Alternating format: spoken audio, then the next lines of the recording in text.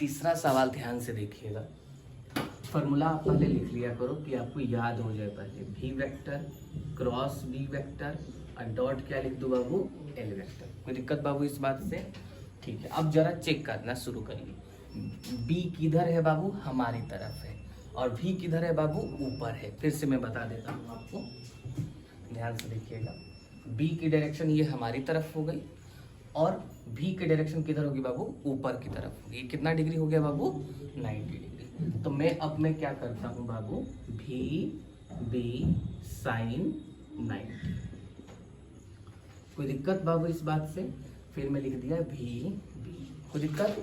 अब यहाँ लिखूंगा एल कॉस थीटा। अब थीटा कितना लिखना है, ध्यान से सुनिएगा हमारी बात।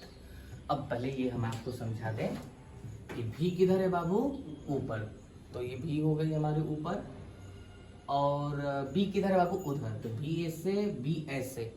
कोई दिक्कत? फिर से हाथों का खेल है बाबू। भी किधर है बाबू, ऊपर, तो भी की डायरेक्शन मैंने ऐसे ये बना दी बाबू, भी ऊपर। बी किधर है बाबू, उधर, तो चलो घुमा दो हाथ, घूम गया। इस बार थंब कहाँ गया बाबू, अंदर। इसका मतलब ये हुआ बाबू कि जो भी वेक्टर क्रॉस बी वेक्टर की जो डायरेक्शन है वो किधर है बाबू, अंदर। अंदर बोले तो इनवर्ड, यानी कि क्रॉस। गलत बोला कि सही बोला? ठीक है बाबू, ये अंदर की तरफ है, और मैं अपनी सुविधा अनुसार एल वेक्टर को मैं ऊपर की तरफ मान लेता हूँ। कोई दिक्कत? ठीक है, फिर से एक बार, एल वेक्टर किधर है बाबू, ऊपर, कोई दिक्कत?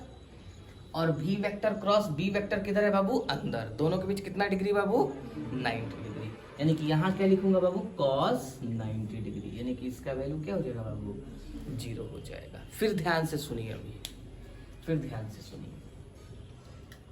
दो वेक्टर मैंने क्या बोला बाबू, पैरेलल होंगे, इसका मतलब क्या हो गया बाबू, 0 डिग्री। अरे बात समझ में जल्दी से।